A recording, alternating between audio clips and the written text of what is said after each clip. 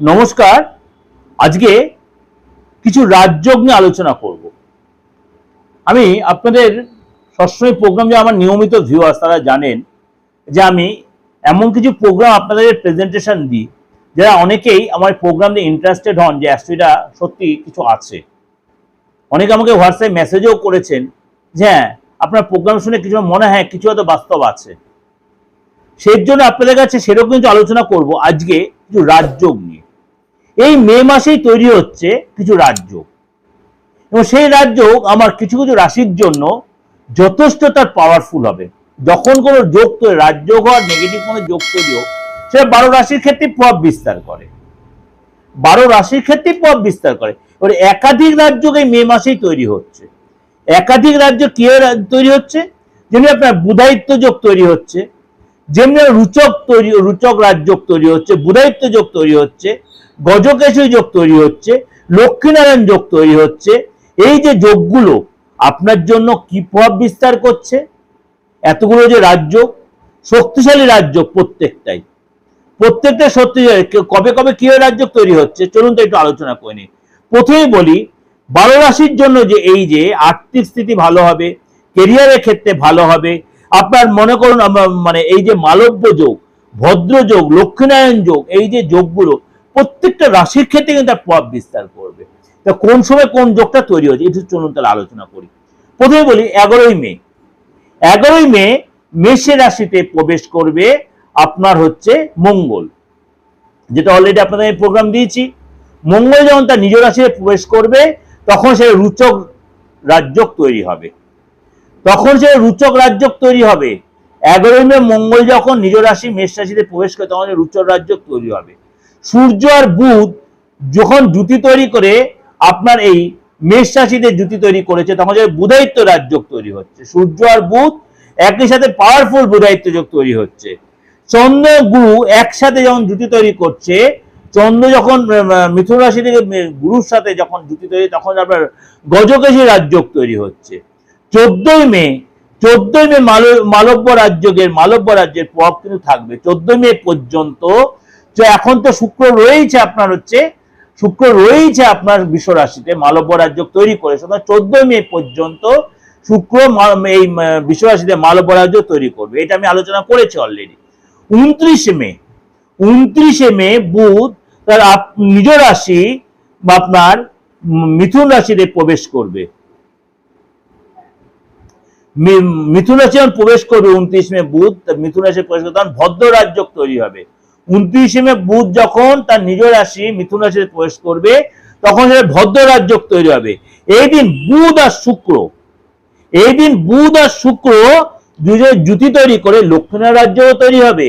তাহলে 14ই মে পরে যখন শুক্র মিথুন রাশিতে প্রবেশ করছে, আর 29 মে আপনার বুধ যখন মিথুন নিজ রাশিতে তখন ভদ্র রাজযোগ তৈরি হলো, আবার শুক্র আর বুধ জুতি তৈরি করে লক্ষ্মীনারায়ণ যোগ তৈরি হলো।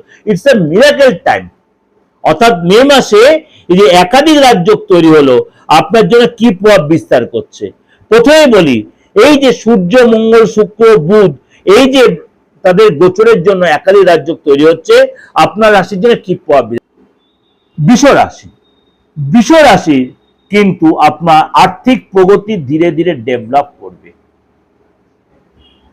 অর্থাৎ আপনার ক্ষেত্রেও কিন্তু এই যে রাজযোগের প্রভাব কিন্তু আপনার ক্ষেত্রে পজিটিভ প্রভাব বিস্তার করবে। আপনি এই সময় কিন্তু নিজের মধ্যে একটা বুদ্ধিমত্তার পরিচয় দিতে পারবেন।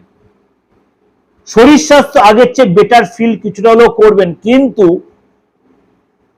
কিছুদিন পর মানে অন্তত মাস দেড় পরে শরীরটা আস্তে আস্তে আপনার একটু ডিস্টার্ব হতে পারে বৃষ রাশি, তখন সতর্ক থাকবেন। কিন্তু এই সময় কিন্তু আপনার অনেক মনের ইচ্ছা পূরণ হবে। বৃষ রাশি মনের ইচ্ছা পূরণ হবে। আপনাকে কিছু কিছু জায়গায় সতর্ক থাকবে, কথাবার্তা বলার সময় সতর্ক থাকবেন। সবাইকে চোখ বন্ধ করে ভরসা বা বিশ্বাস করবেন না। আপনি ইনভেস্টে আপনার সতর্ক থাকবেন। ইনভেস্ট করে লাভবান অবশ্যই হবেন, শেয়ারে বলুন, মিউচুয়াল ফান্ডে বলুন, বা আদার্স কোনো ব্যবসার ক্ষেত্রে বলুন, বা অন্য কোনো জায়গায় ইনভেস্টের সেই ব্যাপারটা আপনার যথেষ্ট লাভবান হবেন। এবং এই সময় তাড়াহুড়া করে কোনো ডিসিশন নেবেন না, একদম তাড়াহুড়া করবেন না। বা পুরনো যেসব বন্ধু বান্ধব আপনার সাথে ডিটাচ হয়ে গেছিল, যাদের সাথে আপনার সুসম্পর্ক, তাদের সাথে ডিটাচ হয়ে গেছে, তাদের সাথে সুসম্পর্ক তৈরি হবে। আপনাকে তো এগিয়ে যেতে হবে তাদের সুসম্পর্ক তৈরি করার জন্য, কিন্তু আপনার রিলেশন ভালো হবে। তার সাথে আপনি যারা অবিবাহিত রয়েছেন বিয়ের যোগাযোগ তৈরি হবে। আপনি কোনো তীর্থস্থানে গিয়ে সেখানে অনেকটা সময় দান ধ্যান করলেন, কোনো গুরুর আশ্রমে গিয়ে সময় কাটালেন, আপনি যার থেকে দীর্ঘদিন হেল্প পেয়েছেন তার সাথে যোগাযোগ তৈরি হলো, তার কাছে আপনি হেল্প করলেন বা তার থেকে আপনি আবার হেল্প পেলেন। অর্থাৎ বৃষ রাশির কিন্তু এই সময় কিন্তু কনফিডেন্টও বাড়বে, আপনার কিন্তু ইচ্ছা পূরণ হবে। অর্থাৎ এই সময়টা আপনার ইচ্ছা পূরণ, কিন্তু আপনি তাড়াহুড়া করবেন না ট্রানজাকশনের ব্যাপারে, ডিসিশনের ব্যাপারে তাড়াহুড়া করে কাউকে কমিট করে বসবেন না, তাহলে কিন্তু আপনার কোনো লস হয়ে যেতে পারে। বিশেষ করে কোনো ডিসিশনের ব্যাপারে তাড়াহুড়া একদমই করবেন, তাহলে লস হয়ে যেতে পারে, বিশেষ করে আর্থিক ব্যাপারে। এই যে আলোচনাটা করলাম, এবার আমি অন্য কোনো ট্রানজিট যখন দেব, ভালো করে শুনে নেবেন কথাটা, কারণ এখানে 12 রাশির ক্ষেত্রে প্রত্যেক ক্ষেত্রে ভালোটাই আমি বললাম। এবার অন্য কোনো ট্রানজিট দেব, মনে করুন কোনো ট্রানজিটের নেগেটিভ এফেক্ট আমি বলছি, তাহলে এই যে নেগেটিভ এফেক্টটা আপনি ঘাবড়ে গেলেন, সহজে কমেন্ট বক্সের মেসেজ করে পাঠালে আপনি তো ওখানে ভালো হবে, আলবাদ বলেছি ভালো হবে, কিন্তু নেগেটিভ যে এফেক্টটা বলছি ভালো করে আমি তো যেসব গ্রহগুলো চেঞ্জ হবে তার জন্য কি কি রাজ্য তৈরি, একাধিক রাজ্য যে আপনাদের 12 রাশির ক্ষেত্রে প্রভাবটা দিচ্ছে, ভালো প্রভাব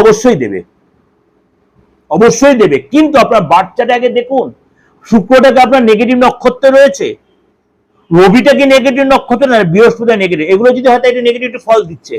এরপরে আপনার কোনো গ্রহ হয়তো ট্রানজিট হচ্ছে, তার জন্য কোনো রাশির জন্য আমি নেগেটিভ ফল বললাম, ততটা নেগেটিভ দেবে না যতটা আপনাকে এখানে পজিটিভ বললাম। সে পজিটিভটা নেগেটিভ ফলটা অনেকটাই খর্ব করে দেবে।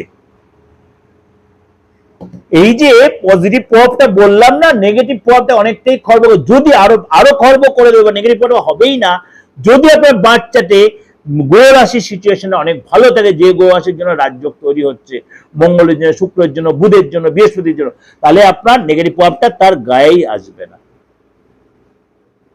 বলতে পারলাম কি মজার জিনিস না অ্যাস্ট্রোলজি, অনেকটা আমাদের ছোটবেলায় বীজগণিতের মতো।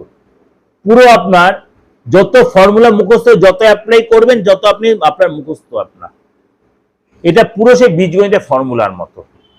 একদিকে যদি খারাপ হয় আরেক দিয়ে ভালো দিয়ে মেকআপ দিয়ে দিচ্ছে। মাইনাসে মাইনাসে প্লাস করতে আমরা মনে আছে, প্লাস মাইনাসে মাইনাস, মাইনাস মাইনাসে প্লাস, সেই থিওরিগুলি একটু মাথায় নিন, আপনার উত্তর আপনার কাছেই পেয়ে যাবেন। এই যে 12 রাশির ফায়দাটা বললাম, আপনারা অনেকটা এগিয়ে থাকলেন। নেগেটিভ প্রভাবটা এখন বলবো, কোন রাশির প্রভাবের জন্য আপনারা অবশ্যই দুটোকে মার্চ করবেন, তারপরে ভালো মন্দটা সারাটা মাস আপনারা উপভোগ করে ফিল করবেন। যদি দেখছেন আমি ভালো প্রভাবটার চেয়ে বেশি নেগেটিভ প্রভাবটা বেশি দিচ্ছে, দেরি না করে কারোর সাথে কনসাল্ট করুন, প্রতিকার নিন, আপনিও তা ভালো রেজাল্টটা পাবেন। It's my challenge. তন্ত্র পারে না এমন কোনো কাজ নেই। আপনার চার্ট যদি স্থাপনায় চারটায় রেকটিফাই করে, তাহলে বলে সূর্যটা তো এখানে রয়েছে, এটা ইজ ইম্পসিবল। আপনার চার্ট ওখানেই থাকবে, কিন্তু গোরাশির যখন প্রতিকার করা হবে না, তখন আপনার নিজের মধ্যে ভাইব্রেশনের চেঞ্জ এসে যাবে। তন্ত্রমতেই কোন, জ্যোতিষ মতে যেভাবে যেটা করবে, দিস ইজ অ্যাস্ট্রোলজি। আমি অ্যাস্ট্রোলজি মেন থিমটা আপনাদেরকে তুলে ধরলাম, যারা অ্যাস্ট্রোলজি করছেন তারাও বুঝতে পারবেন আমার এই আলোচনাটা। সুতরাং ভালো আর মন্দ মিশিয়েই তো দুনিয়াটা, যেখানেই মন্দ আছে সেখানেই ভালো আছে, তাহলে ধ্বংস হয়ে তো আমাদের এই বিশ্ব সংসার ধ্বংস হয়ে তো, খারাপ মন্দ ভালো মন্দ মিশিয়েই কিন্তু বিশ্ব সংসার। আপনার সেটা মানতে হবে, আপনি মানুন আর নাই মানুন, সব নিয়েই সংসার। যেমনি ভালোটা বললাম, খারাপটা আপনাকে শুনতে হবে, শুনে তারপর আপনি ট্যালি করবেন, মার্চ করবেন, অনেকটা আপনাদের ক্লিয়ার হয়। ভালো থাকবেন। যোগাযোগ করতে হলে যে কোনো প্রতিকারের জন্য অবশ্যই মৃত্যুর ব্যাপারটা আমি মানতে পারি না বা করতে পারি না, মৃত ব্যক্তিকে ফিরিয়ে আনার ক্ষমতা আমার নেই, সেই তান্ত্রিক আমি হইনি বা সেই জিনিসটা শিখতে পারিনি। আর মৃত্যুতুল্য পরিস্থিতিতে যারা রয়েছেন তাদেরকে আমি ফেরাতে পারি না। এছাড়া মোটামুটি তন্ত্রমতে আপনার বাস্তু উইদাউট ডিমোলাইজড রেকমেন্ড করেছি, চাকরির জায়গায় ফ্রি দিয়েছি, দীর্ঘদিন ধরে আমি সাসপেন্ডে পড়েছি, আইনের ঝামেলার জর্জ। হ্যাঁ, তাহলে কি আপনি আজকে দিয়েছে কালকে হতে? Impossible matter. অনেকের সঙ্গে সঙ্গে হয়েছে, সবার তাই হবে তা নয়। কেন 29-30 বছরে আমি লক্ষ লক্ষ লোক দেখেছি, লক্ষ লোকের আমি প্রতিকার দিয়েছি, আপনাদের সেই ভালোবাসা, সেই আশীর্বাদ পেয়েছি। সুতরাং আপনিও যদি মনে করেন দেশে বিদেশে যারা আছেন আমাকে বিশ্বাস করে যে আসতে পারেন। অনলাইনে প্রেডিকশন নিতেই পারেন, অনলাইনে আপনি প্রতিকার পাঠাতেই পারেন, কারণ এইটাই হচ্ছে আমার ফোনপে, এটাই আমার হোয়াটসঅ্যাপ। আপনি এই অ্যাকাউন্টে, আমি যেটা সবাইকে বলি, একদম সোশ্যাল মিডিয়াতেই বলে দিলাম, দেশে বিদেশে প্রত্যেকে কিন্তু সেই সুযোগটা কাজে লাগাতে পারে। ভালো থাকবেন, নমস্কার।